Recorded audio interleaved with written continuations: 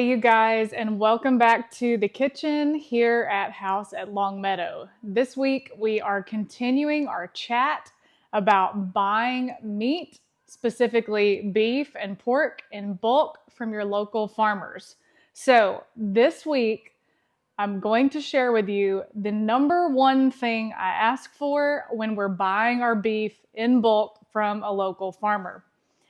That would be the bones. I always ask for the soup bones, the knuckle bones, marrow bones. We want all of that good stuff from the half steer that we are purchasing. Now, this is one thing that you're probably going to have to ask for specifically when you're ordering a half steer. Not all of your local farmers or your local processors are going to just outright offer that when you are purchasing a side of beef, but most of them will give them to you for almost nothing. In fact, I think our local farmer didn't even charge me for these. There was no increase in the price per pound on the hanging weight for me to get all of the soup bones. Now, our local processor will typically package those for me in about 3 to 5 pound packages. That makes it nice and manageable if I want to just do one serving or one pot of the soup bones, but some of them may just give you one large box full of all the bones from that animal. So when you ask for the soup bones, what you're going to get is all of the waste pieces of bones, so to speak, when they trim up that animal. It's going to be your knuckle bones, some marrow bones, like I've even got like some rib bones here. It's going to be pieces that have a lot of connective tissue, pieces that are the joints of the animal. And the reason we want all of those pieces, they're full of those connective tissues.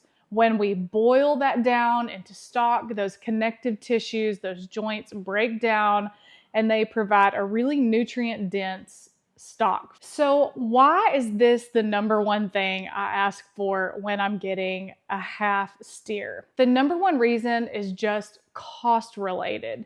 So typically when we get a half animal, we get anywhere from 30 to 40 pounds of beef bones back with that animal. This go around, we processed about 35 pounds of beef bones, and that turned into 25 quarts of nice, nutrient-rich bone broth. Now, if I were to go out and purchase a grass-fed beef bone broth from my local grocery store or from an online retailer, those quarts would range anywhere from $8 all the way up to $14 a quart. So these 25 quarts of bone broth that we processed through this weekend equal around $263 worth of liquid gold that gets to go back in our pantry. And I would dare to say that this homemade bone broth is much superior in quality and nutrients than what you're going to get from the grocery store. The second reason why it's so important for us to ask for these soup bones is for the health benefits that these little jars of stock offer. So bone broth is super rich in collagen. Collagen is the number one most abundant protein in your body. It's what binds everything together. It's what holds all your connective tissues together. And so when we nourish ourselves with really great bone broth full of collagen, we're supporting our body. It's also full of amino acids like glycine, which helps to promote relaxation and reduce stress. And it's also full of glutamine, which helps to support the lining in your gut, which can help reduce inflammation. Just 1 cup of bone broth has about 10 grams of protein in it, which is a great way and an easy way to pack some extra protein into your diet. For a person of my size, I typically need around 50 to 55 grams of protein in my diet every day. So 1 cup of this bone broth a day is 20% of the protein that I need to support my body each and every day.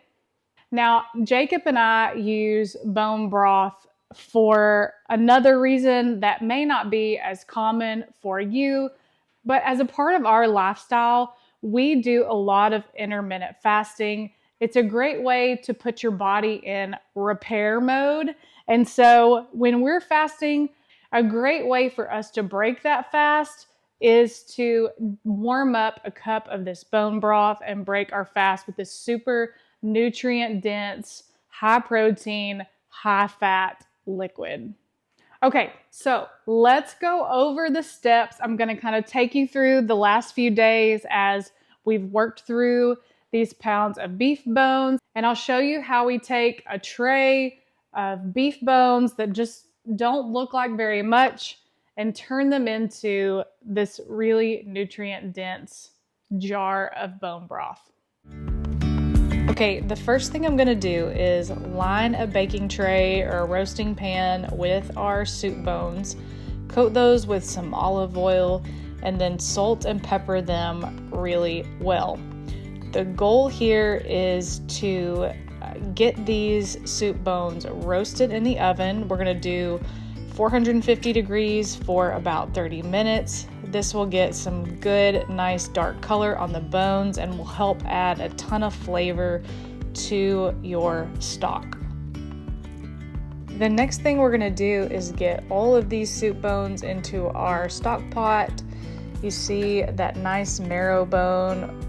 The goal here is to simmer this away until we've broken down and cooked down all of that marrow. Once we get those soup bones in there, we're going to go in with some vegetables. I typically always throw in 2 or 3 onions. I just leave the skin on because there's just added nutrients in the skin and we're going to strain it off later. So just some lazy chopping here. Then a halved head of garlic. I don't even peel the carrots, just get them washed and throw them in.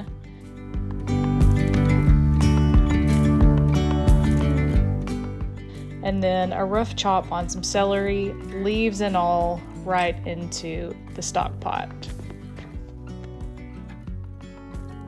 All right, and then I go in with 3 or 4 bay leaves, and you may not think that's important, but those really enhance the flavor. A 1/4 cup of peppercorns. I'm just using a mix of peppercorns here, and a couple pinches of salt. The last thing you want to do is throw in a couple splashes of vinegar. It helps the collagen to break down and just melt into our stock. And I'm going to just simmer this for about 8 to 12 hours.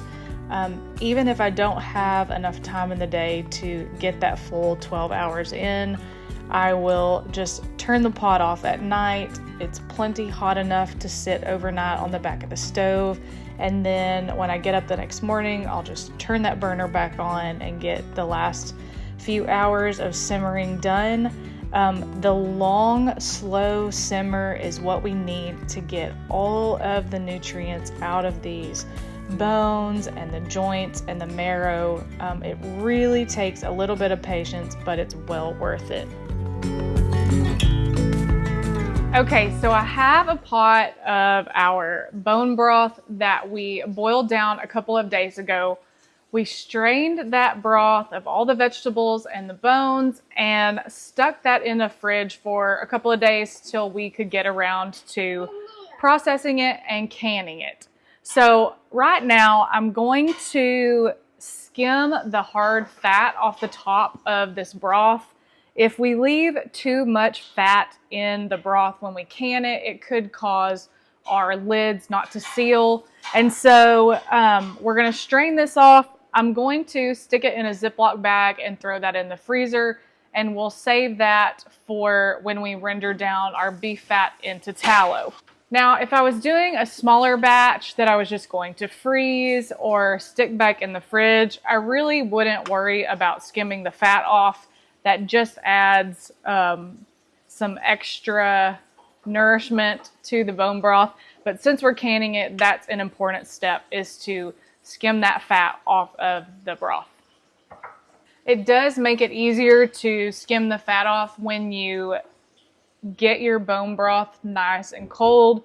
The fat hardens, the bone broth turns into kind of like a jello consistency, and so it just makes it easier to skim that off. All right, this right here is the clue to whether or not you have simmered your stock long enough. If after you've cooled it, your broth comes to like a jello consistency and it's nice and jiggly, that's how you know it is perfect. Wash your jars really well, and I always leave some hot water sitting in mine until it's time for me to fill them, just to ensure they stay nice and warm. Okay, our beef stock is boiling. It's nice and hot, so we're gonna go ahead and get our jars filled and into the pressure canner. Now, when you're prepping your pressure canner, you just need to follow the instructions that are on your specific pressure canner. Mine is a Presto version. We filled our jars with really hot water after we cleaned them, just to make sure those stayed nice and warm. We want to make sure that we're not adding hot broth into a cold jar, because that could cause cracks and issues with the jar. So we're going to get these filled and into the canner. Now I'm going to fill these and leave about a 1-inch headspace in the top of the jar. That is what is recommended by Ball.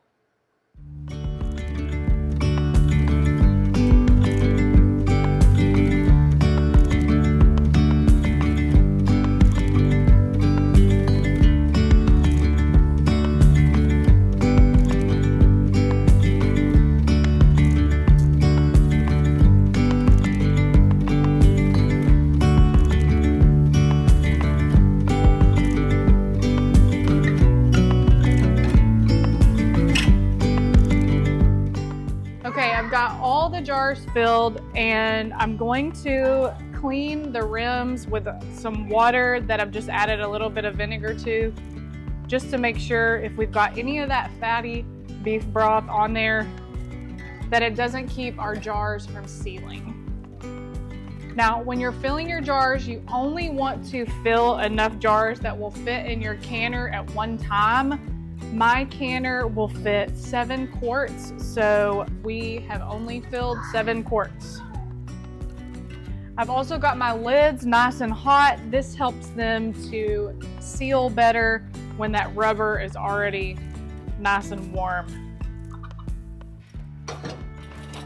Okay, we're gonna screw our rings on just finger tight and then get those into the canner. I'm here canning with my sister today, and there are 5 kiddos running around the house, so it is a little bit noisy and chaotic.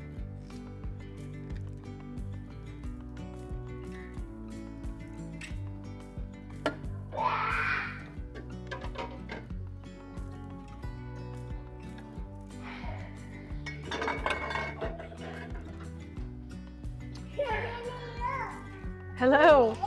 Hi. Down you go. Okay, we're back in business. These are quarts, and they need to process at 11 pounds of pressure for 25 minutes. So we're gonna pop the lid on.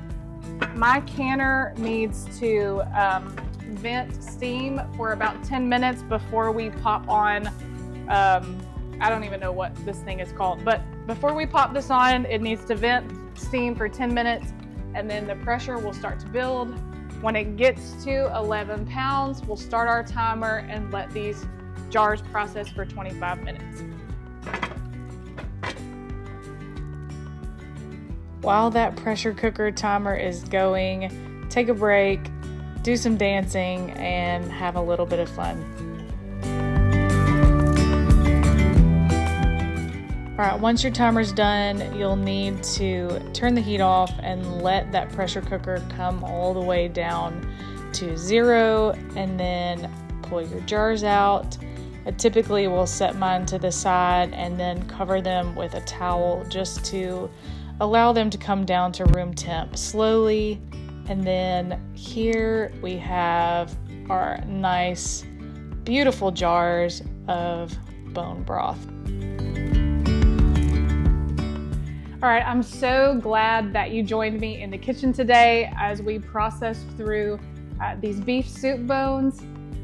Stay tuned next week, and I'm going to show you how we take the fat from this animal and render that down to turn it into some really beautiful tallow that we cook with every week here in the House at Longmeadow kitchen.